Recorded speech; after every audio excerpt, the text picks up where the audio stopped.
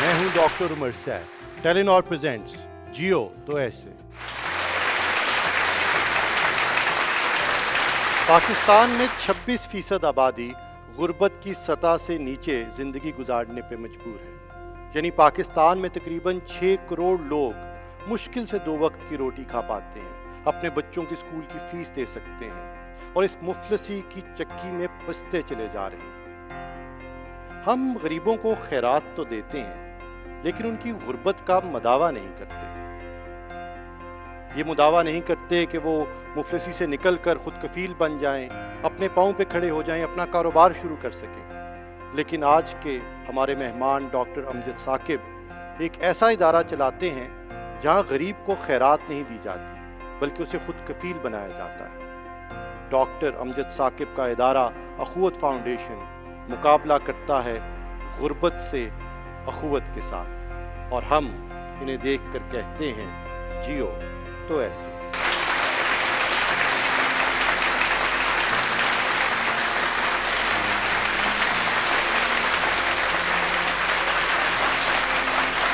بسم اللہ الرحمن الرحیم. Thank you very much for the kind words doctor صاحب. میں جب پیچھے مڑ کے دیکھتا ہوں تو میری زندگی کی ایک خوبصورت یاد جو کسی زمانے میں میرے لیے تلخ تھی، وہ پہلا دن تھا جو میں اسکول پہنچا. ٹوٹا پھوٹا اسکول، کچے در و دیوار اور سخت سردی. میں بچوں کے ساتھ کلاس روم میں بیٹھ گیا تو مجھ سے ایک طاقتور بچہ میرے پاس آیا. اس نے مجھے دھکا دیا، اس نے مجھے گالی نکالی، اس نے میری چیزیں مجھ سے چھین لی. میری آنکھوں میں آنسو تھے اور میں سوچنے لگا کہ میرے ساتھ اتنے بچوں کے سامنے یہ سلوک کیوں ہوا. میرے سامنے 2 راستے تھے. یا تو میں یہ ارادہ کرتا کہ میں بھی بڑا ہو کر ایسا ہی سلوک دوسروں کے ساتھ کروں گا، ان کی چیزیں چھینوں گا، ان کو گالی دوں گا اور ان کی آنکھوں میں آنسو لانے کا باعث بنوں گا. لیکن نہ جانے کیوں میرے دل سے آواز نکلی کہ ایسا نہیں. مجھے کوئی ایسا کام نہیں کرنا چاہیے جس سے کسی کی عزت نفس مجروح ہو اور کوئی کمزور شخص آنسو بہانے پر مجبور ہو. نہ جانے وہ خواہش تھی، دعا تھی، کیا تھا کہ خدا نے اس کو قبول کیا.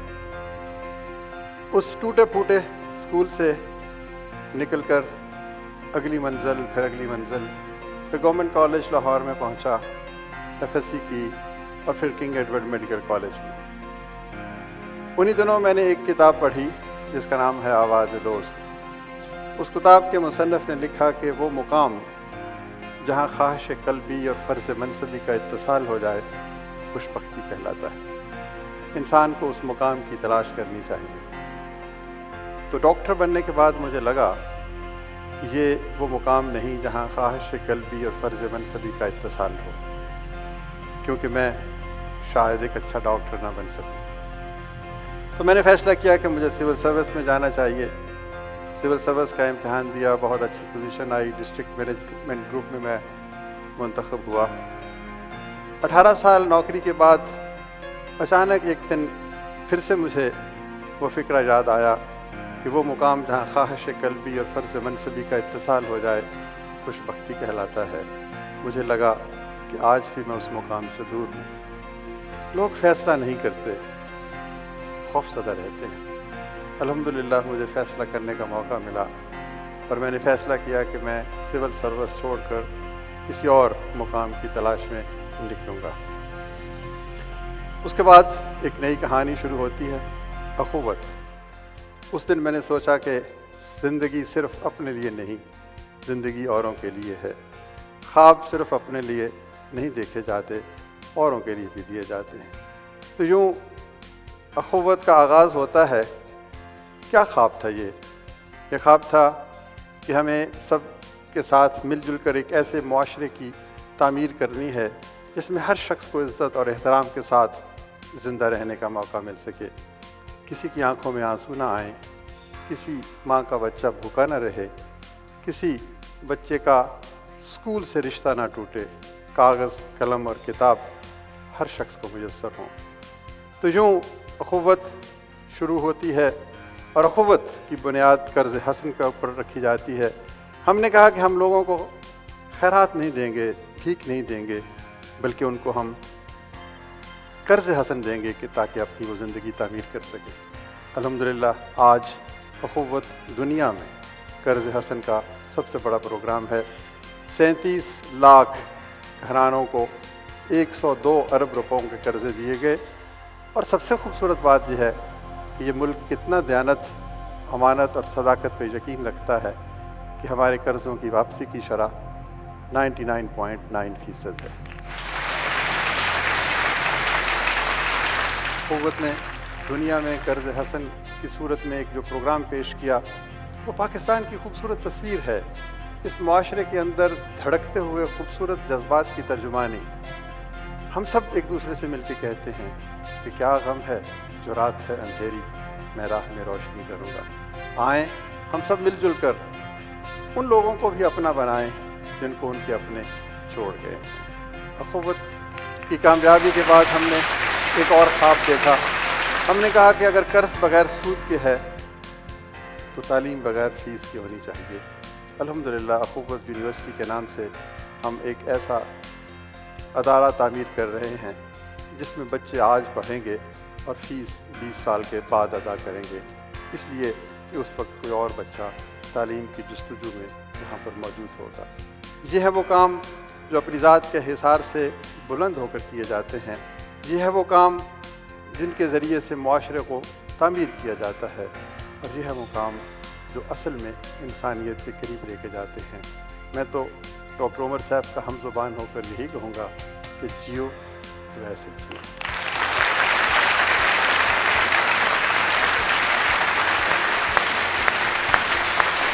ڈاکٹر صاحب کوئی شک نہیں، جیو تو ایسے، اور ماشاءاللہ you are such an inspiration. لاکھوں لوگ، کروڑوں لوگ آپ کے ان اداروں سے مستفید ہوئے ہیں۔ مجھ سے پچھلے دنوں کسی نے پوچھا کہ ڈاکٹر امجد ثاقب کرتے کیا ہیں، تو میں نے کہا وہ غریبوں کا بینک چلاتے ہیں۔ تو انہوں نے کہا وہ تو ڈوب گیا ہوگا، پاکستان میں تو قرضہ کوئی واپس نہیں کرتا بینک سے لے کر۔ میں نے کہا نہیں، ان کا قرضہ سب واپس کرتے ہیں۔ یہ درست بات ہے ڈاکٹر صاحب؟ جی بالکل، الحمدللہ 99.9% ریکوری پرسنٹیج ہے۔ دیکھیں، بینک وہ ڈوبتا ہے جہاں پر چلانے والوں کی نیت اچھی نہ ہو اور وہ دوسروں کے استحصال پر آمادہ ہوں۔ جو بینک محبت کا ہو، ایثار کا ہو، قربانی کا ہو اور انسانیت کے بلند ترین اصولوں سے متصف ہو، وہ بینک نہیں ڈوب سکتا۔ واہ، بہت اچھی جناب والا، بہت شکریہ for coming to our show and for inspiring us. Thank you very مچ۔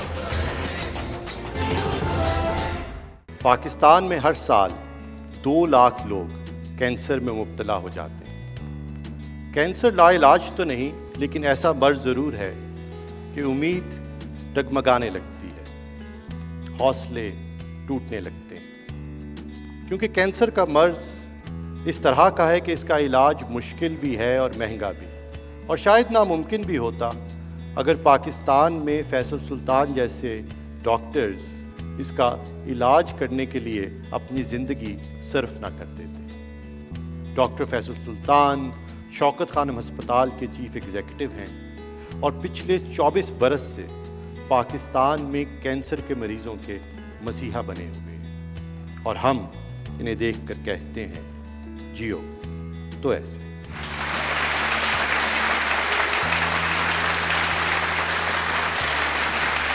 میں آپ کو 3 مختلف کہانیاں پیش کروں گا۔ یہ کہانی شروع ہوتی ہے، یا یہ تینوں کہانیاں شروع ہوتی ہیں 1989 میں، سن 1989 میں۔ اس سال پاکستان میں ایک بچہ پیدا ہوتا ہے جس کا نام احسن جاوید ہے۔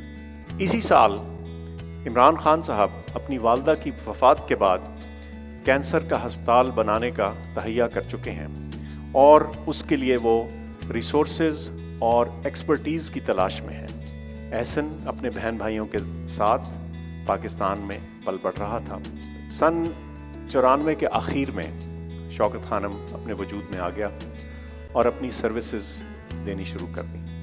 اس دوران میں امریکہ سے واپس آ کر شوکت خانم کو جوائن کر چکا تھا، اور یہاں بطور کنسلٹنٹ کام کر رہا تھا، اور میری جو اسپیشلٹی ایریا ہے انفیکشس ڈیزیزز، اس میں میں مریضوں کو دیکھ رہا تھا۔ ہم آگے چلتے ہیں سن 2000 تک۔ سن 2000 میں ہسپتال اپنے سروس کے 5 سال مکمل کر چکا تھا۔ اسی سال بدقسمتی سے احسن جاوید کینسر کا شکار ہوا۔ اسی سال اس کے کینسر کے ڈائگنوسس ہوا، اور یہ وہی سال ہے اتفاقاً جب میں اس ہاسپٹل کا میڈیکل ڈائریکٹر اپوائنٹ ہوا، اور میری ذمہ داری میں اس ہسپتال کی میڈیکل ایڈمنسٹریشن شامل ہو گئی۔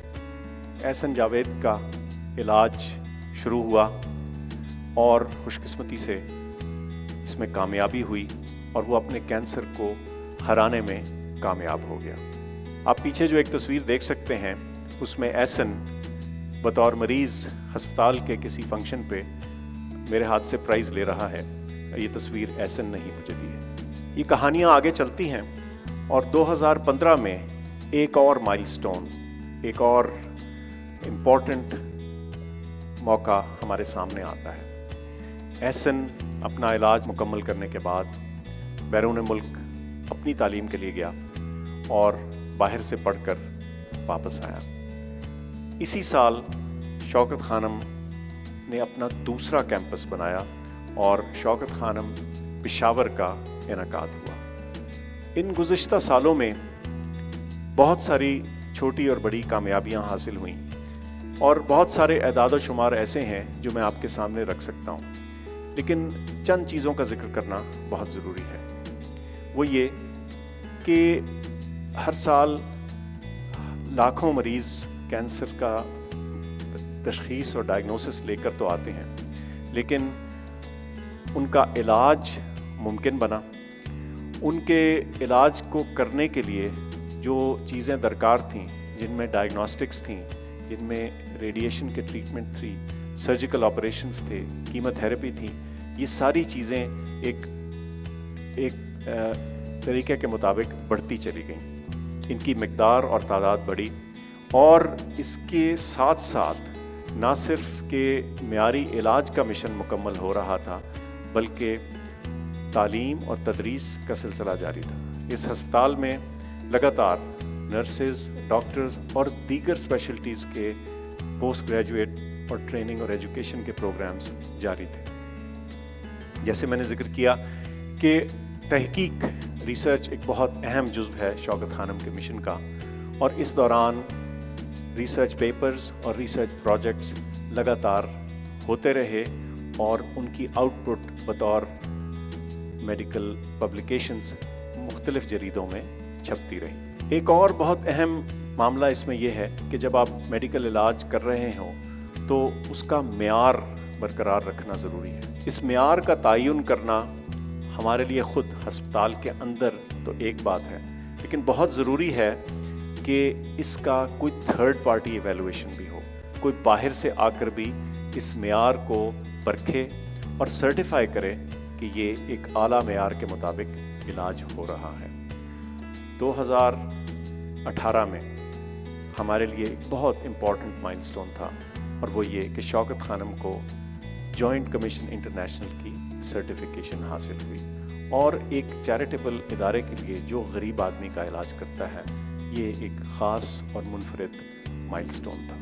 ہر سال لاکھوں لوگ ہسپتال آتے ہیں اور ان کا علاج ہوتا ہے، اور یہ لگاتار جو ایکٹیویٹی ہے یہ وقت کے ساتھ بڑھتی چلی جا رہی ہے، اور اسی کی وجہ سے ہم نیا کیمپس پشاور بنانے میں کامیاب ہوئے، اور اسی کی وجہ سے ہم آئندہ کراچی کے اندر بھی اپنا ایک کیمپس بنانے چلے جا رہے ہیں۔ یہ مشن جاری ہے، اور اس کا ایک اور امپورٹنٹ حصہ جس کا میں نے ذکر کیا، اس کا آپ کو بتانا بہت ضروری ہے۔ وہ یہ کہ ہر سال کم از کم 75% لوگ ایسے ہوتے ہیں ہمارے کینسر کے پیشنٹس میں جن کا علاج فری ہو رہا ہوتا ہے، مفت ہو رہا ہوتا ہے، ان کا اپنا خرچہ کیے بغیر ہو رہا ہوتا ہے۔ اس مشن میں ہمیں ٹیکنالوجی، لوگ، ٹریننگ، یہ سارے وہ جزو ہیں جن کو شامل رکھنا پڑا ہے اس کو آگے پہنچانے کے لیے. اور یہی وجہ ہے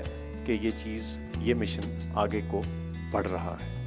آئندہ آنے والے سال انشاءاللہ اس مشن کو بڑھانے میں، ہماری کیپیسٹی اور کیپیبلٹی کو آگے لے کر چلنے میں، اس معیار کو برقرار رکھنے میں ہماری مدد کے لیے، اس مشن کے لیے ہمیں سارے ملک سے ہیلپ اور سپورٹ شامل رہی ہے، اور مجھے امید ہے کہ آئندہ بھی رہے گی.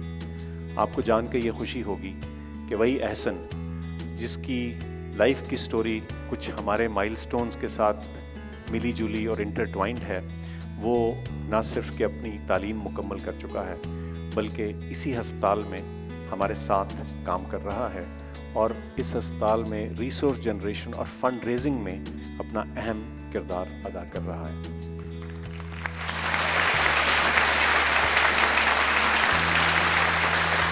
اور جہاں تک میرا تعلق ہے، میری بھی کوشش اور امید تو یہی ہے کہ جب تک میں کام کر رہا ہوں اسی ادارے کے ساتھ منسلک رہوں گا.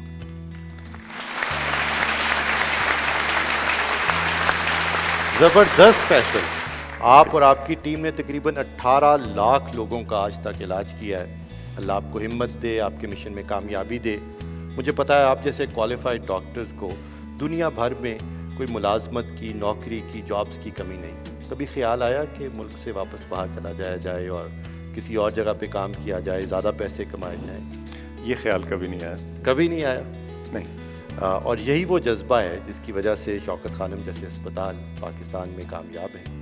ویسے مجھ سے آپ سے ایک سوال کرنا. ضرور. سوال یہ کہ پچھلے 24 سال میں جہاں شوکت خانم جیسے اسپتال اتنا اچھا چل رہے ہیں، تو ہم سرکاری ہسپتال اچھا کیوں نہیں چلا پاتے؟ اور ہمیں کیا کرنے کی ضرورت ہے کہ ان اسپتالوں کا معیار بھی اتنا ہی بہتر کیا جا سکے؟ میرے خیال سے بہت کام کر رہے ہیں سرکاری ہسپتال، اس میں کوئی شک نہیں، لیکن ان کو بہتر چلانے کے لیے دو میرے خیال سے کی چیزیں ہیں جو کم ہیں. ایک ریسورس ایلوکیشن امپروو کرنے کی ضرورت ہے. ان پہ جو ہم ریسورسز لگا رہے ہیں، جو پیسے لگا رہے ہیں، ان کو امپروو کرنے کی ضرورت ہے. لیکن اس کے ساتھ ساتھ شاید اس سے بھی بڑا چیلنج ان کی امپروو گورننس ہے. ان کو جو اکاؤنٹیبل سسٹمز کے طور پہ چلانا اور رن کرنا ہے، شاید یہ سب سے بڑا گیپ ہے. اور اسی کی وجہ سے جو پیسے خرچ ہوتے بھی ہیں، شاید ان کا اتنا فائدہ نہیں ہو پاتا جتنا ہو سکتا ہے. بہت خوب. اور آئی ہوپ کہ انشاءاللہ ایک دن آپ جیسے لوگ اتنے بڑے جو سرکاری اسپتال ہیں ان کو بھی بہتر بنانے میں حکومت کی، اس ریاست کی مدد کر سکیں، ان کو ایڈوائز کر سکیں. Thank you so much for coming to our show and we wish you well and we hope to be more successful انشاءاللہ. بہت شکریہ.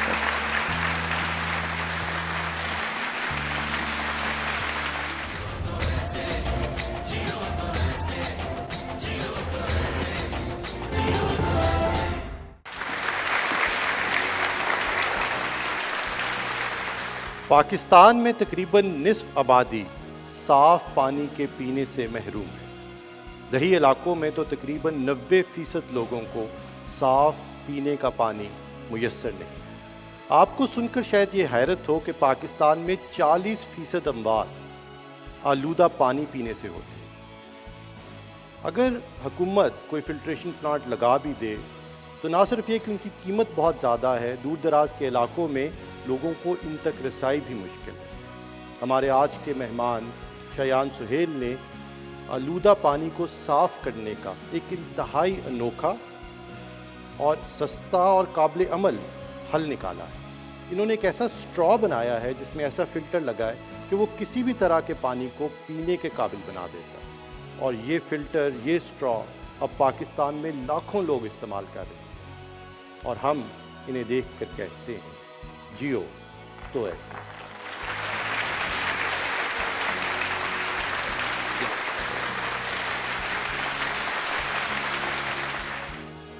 ہمارا یہ جو سلسلہ ایک سوال سے شروع ہوگا کہ کیا پاکستان کے تمام نلکوں میں کبھی پینے کا پانی آ سکتا ہے؟ تو یہ کوشچن لے کر جب ہم پاکستان کے تمام بڑے شہروں میں گئے تو 100% سروے کے رزلٹ نے کہا کہ ہم نلکے کا پانی ڈائریکٹلی نہیں پیتے.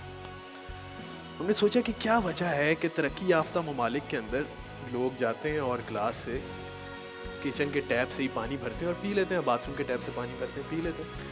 تو جب ہم اس کی وجہ جاننے کی کوشش کرتے ہیں تو آپ کو ایک پورا سیٹ اپ نظر آتا ہے، ایک سسٹم نظر آتا ہے پانی کا، جو کہ سٹارٹ ہوتا ہے واٹر ٹریٹمنٹ پلانٹ سے، پھر ڈسٹریبیوشن میں پائپس میں جاتا ہے، وہاں سے ٹینکس میں جاتا ہے یا آپ کے گھر کے ٹینکس میں جاتا ہے، اور وہاں سے آپ کے نلکے میں آتا ہے۔ پرابلم یہاں سے سٹارٹ ہوا کہ جب 1960s میں پاکستان میں اربنائزیشن سٹارٹ ہوئی اور اس کا ایک ایکسپلوژن آیا، تو پاکستان کے تمام واٹر فلٹریشن پلانٹس کی اتنی کیپیسٹی نہیں تھی کہ وہ اتنا پانی صاف کر سکے، اور سرفیس واٹر جو دریا کا پانی ہے وہ بھی ختم ہونے سے جب بورنگ کا پانی لینا شروع کیا تو اس کی کوالٹی ڈفرینٹ ہے، جس کی وجہ سے پلانٹس جو ہیں انہوں نے کام کرنا بند کر دیا۔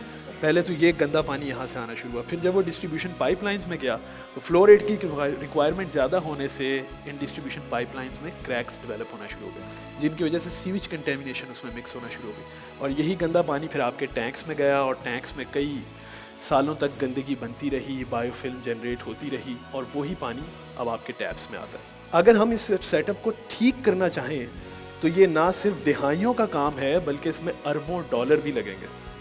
تو کیا ہم اتنا عرصہ ویٹ کریں اور اس سیٹ اپ کو ٹھیک کریں جبکہ ہم سینکڑوں جانیں ہر روز کھو رہے ہیں واٹر بورن ڈیزیز کو؟ اس سوچ کے ساتھ ایوری واٹر کو ہم وجود میں لے کر آئے کہ یہ ایک برج کی طرح کام کرے، ہم ان لوگوں کی جانیں بھی بچائیں جو اس وقت سٹیک پر ہیں، اور ساتھ میں ہم ایک ایسا سیٹ اپ بھی پرووائڈ کریں جو کہ اس اوور آل سسٹم کو ٹھیک کرے۔ یہ سلسلہ شروع ہوا سن 2013 میں جب میں کراچی سے UET گیا اور مجھے کرونک ڈائریا ہو گیا۔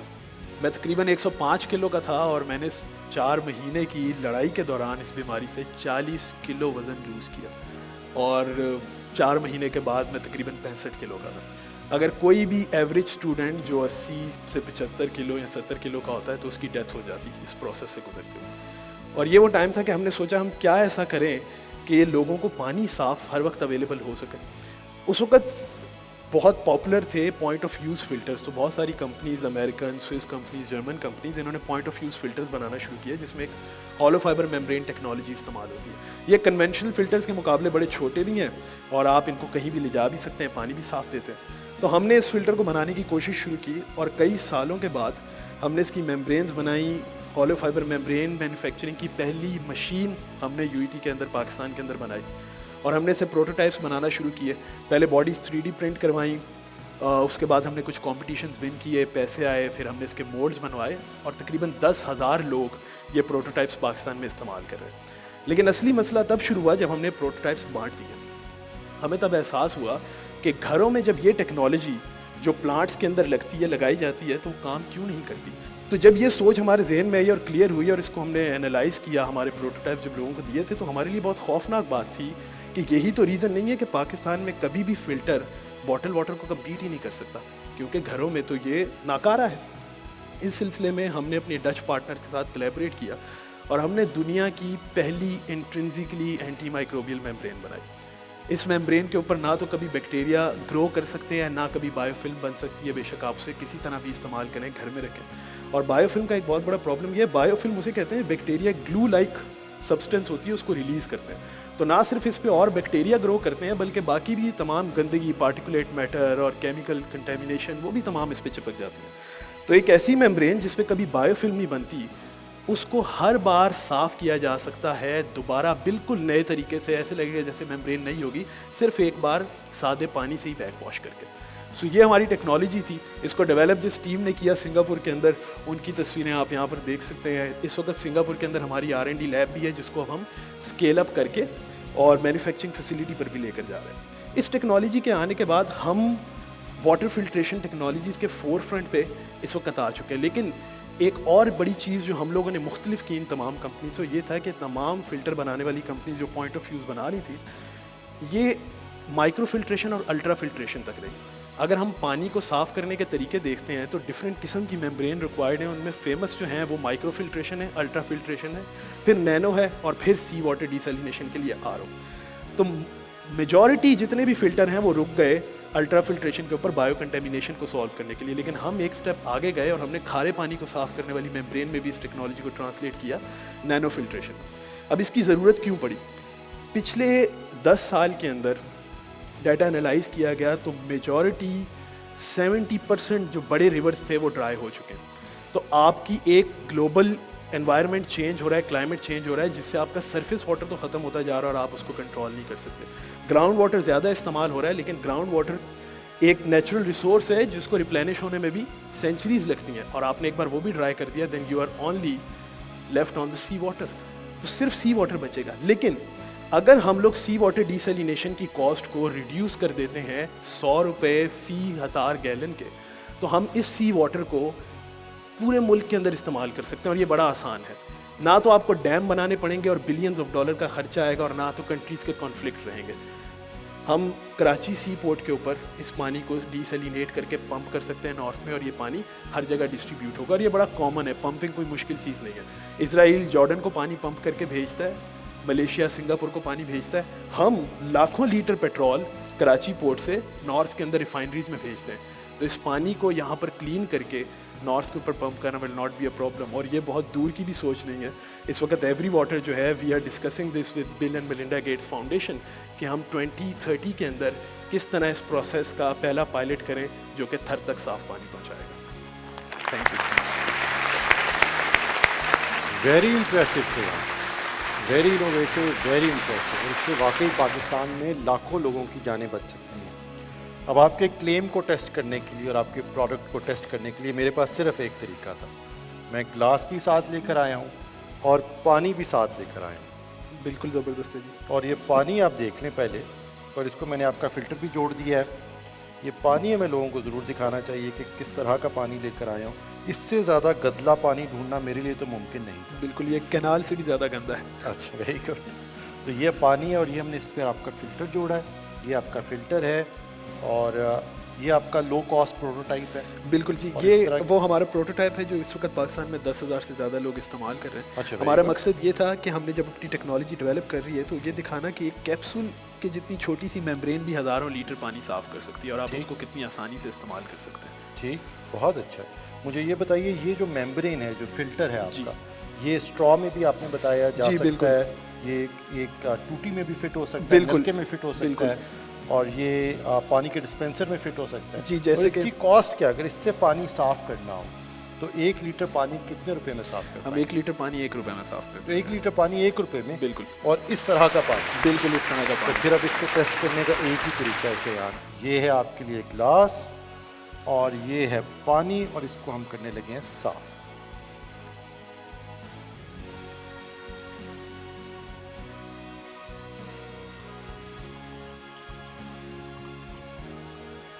تو آپ دیکھ سکتے ہیں کہ یہ چھوٹی سی ممبرین اس طرح کے پانی کو, جو کہ کسی بھی فلٹر کو مارکیٹ میں چوک کر سکتا ہے with in a day, it can clean thousands of letters.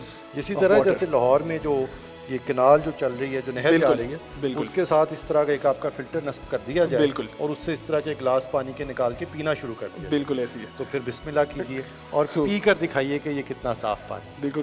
So this is 99.9999% pure water, اور میں آپ کو پی کے دکھا دوں. بالکل میٹھا پانی ہے, اور ابھی تک آپ کھڑے ہیں تو بہت اچھا. سو اس کا مطلب یہ ہے کہ 1 روپے میں آپ 1 لیٹر پانی صاف کر سکتے ہیں. تو ایک گلاس کی قیمت چند پیسے بنی. بالکل. اور یہ کئی زندگیاں پاکستان میں بچا سکتا ہے. پاکستان میں تقریباً 40% اموات یہ غلیظ پانی, آلودہ پانی پینے سے ہوتی ہیں. بالکل. اور 1 روپے میں آپ 1 لیٹر پانی صاف کر سکتے ہیں. اور آپ ابھی تک کھڑے ہیں. میں اس لیے بول رہا تھا میں دیکھ لوں اب گر نہ جائیں یہی پانی پی کے. نہیں, پر یہ پانی ہم سب نے پی کے یہاں پہ ٹرائی کیا. بہت سارے لوگ جو یہاں بیٹھے ہیں انہوں نے بھی اس کو ٹرائی کیا, اور یہ واقعی بہت انوویٹو ہے, بہت امپریسو ہے. اور پاکستان کی لوکل انڈیجنس ریسرچ سے بنایا گیا. بالکل. آپ یونیورسٹی کے طالب علم تھے جب آپ نے یہ بنایا. اب پاکستان کی باقی یونیورسٹیز بھی اسی طرح کی اگر انوویٹو پروڈکٹس بناتی رہیں تو انشاءاللہ پاکستان کے بہت سارے مسائل کا حل آپ جیسے ہونہار ریسرچرز اور آپ جیسے ہونہار اسٹوڈنٹس کے اور انٹرپرینیورز کے ہاتھ میں. سو بہت مہربانی آپ ہمارے thank you so much. We wish you well and we hope to see you succeed and انشاءاللہ سیو لائفز ان پاکستان. انشاءاللہ. تھینک یو سو مچ.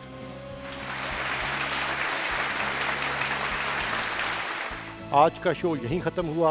امید ہے this show has inspired you to do more, be more and achieve more, بلکہ more سے بھی زیادہ. Telenor presents Jio OS